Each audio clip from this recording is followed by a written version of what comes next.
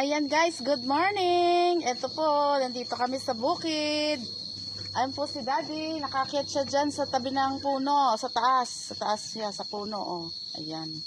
Tinatanggal niya po yan, nagpupukan kasi po, tag-ulan na po, hindi na po masyadong mainit, tapos malago na po yan. Kailangan lumuwad ang paminta. Ayan po, para po malawad naman yung ating paminta. Ayan po, oh. Ayan si Daddy, oh. Ayun. Wait lang po, i-focus natin para makita nyo si Daddy umakyat sa doon sa sa hagdan. Ayan po, oh, dito lang siya sa harap ng kubo. Ayan po, oh. Kasi po, ayan oh, malagong-malago na po, oh. Bigla po siyang lumago ng super lago noong siya ay umulan. Nakakailang beses na rin pong ulan dito. Basa na po ang lupa. Ayan po ang ating mga kakawate. Yan po ay dito naman sa ating paminta. Kaya po inaalis yung malaking puno kasi po para maglawad at medyo mainita naman po ang ating paminta. Kasi kailangan din po ng ating paminta ng init. Yan po. Yung mga halaman po natin, kung kailangan po ng ulan, kailangan din po nila ng mga init. Naiinitan ng araw. Mas gusto po nila yon. Naiinitan, nauulanan. Ayan po, oh. Malago na po yung ating mga kakawati agad, oh. Medyo po parang nagdilim yung ilalim, oh. Ayan, oh. Ayan po. Pero maganda po yan, oh. Sunod po, ito naman ang aalisin ni Daddy. Ayan, oh, pupukanin. Para po maaliwalas. Hindi ko, paano nga ba sa iba yon? Maaliwalas, guminhawa. Parang ganun. Maginhawahan ang mga tanim. Para makita at mainitan, makita ng araw. Ayan, oh. Ang ating mga paminta, ito ang kape, yan, salit-salit natin tanim, o mga green na ang ating mga paminta, tuwan-tuwa na po sila, kasi po hindi na masyadong mainit, maulan na po. Ayan, dyan po, mamaya po maghahakot ako nyan, oh. Hakutin ko yan doon sa tabi, para po doon ibubunton. Ayan mga pinutol ni Daddy, oh. Ayan, si Daddy po ang rando sa taas, taga-putol. Siya po ang nagpuputol dyan. Ayan po, oh. Ayan. Hanggang sa lahat ng yan po ay maputol. Ayan, lahat ng mga para po malinis. Ayan, oh. Diba? Tag-araw po, malago na. Pagka po nagtag-araw ay bigla po uling malago na yan. Kasi po yung mahabang tag-ulan hanggang October, November, minsan po mga December umuulan pa. Yan po ilalago pa ulit. Ayan. Kaya po yan ay pinuputol namin ngayon. Ayan po, oh. Ayan, ang mga pinutol ni Daddy. Lahat ng iyan po ay galing dyan sa taas na yan at hindi pa po nangangalahati ang pinuputol, oh. Hindi naman mamamatay yan. Ayan po, marami po yan. Yan po marami pa ring suloy pagka po dumating na yung susunod na tag-araw. Kaya po pinuputol ngayon, mahaba pa rin po at mataas pa rin po ang magiging sanga niyan pagdating po ng tapos ng tag-ulan. Kasi habang nagtatag-ulan po, sumusuloy ulit po yan ang sumusuloy. Ayan po ang ating Yan po ay hindi ko alam tawag sa inyo. Yan po ay himbabao.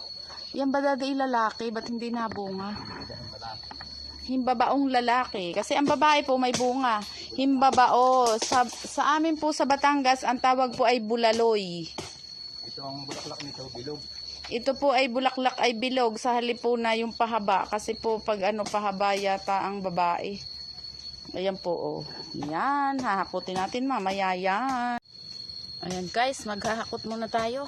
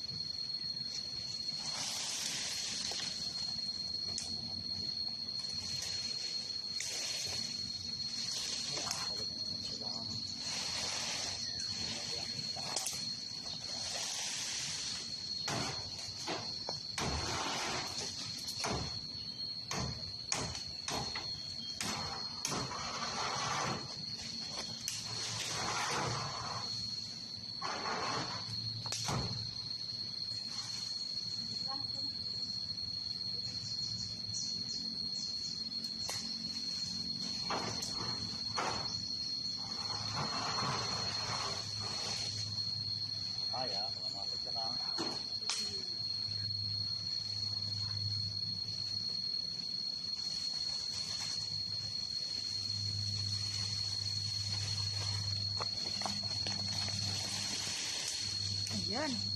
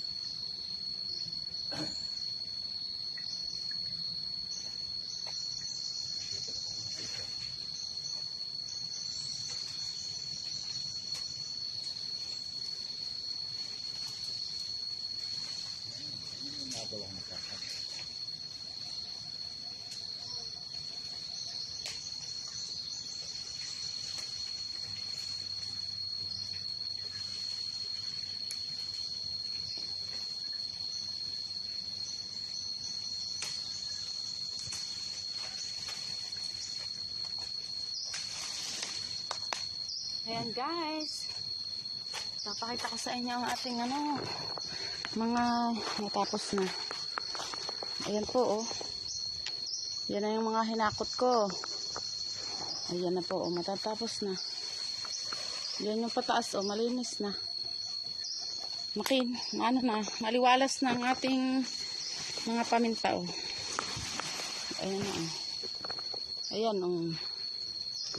Malinis na siya. Pag po tag-ulan iyan ay ulit. Susuloy ulit. Ganyan lamang po ang ginagawa namin. Dilim na sa loob ng kubo. Ayan. Medyo madilim na po ang kubo eh. Sobrang dami po ng mga nakuha nating mga sanga na yan oh. Ayan pa po oh. Dito oh. Papakita ko sa inyo. Ayan po oh. Yan po yung mga tinanggal oh. Marami na po yan. Ayan pa po. Ay sorry po. Ayan. Yan po ang ating mga sanga na pinutol doon sa ating kadyo, ang mga sa ating lalaking himbabao po yan. Ayan po, oh.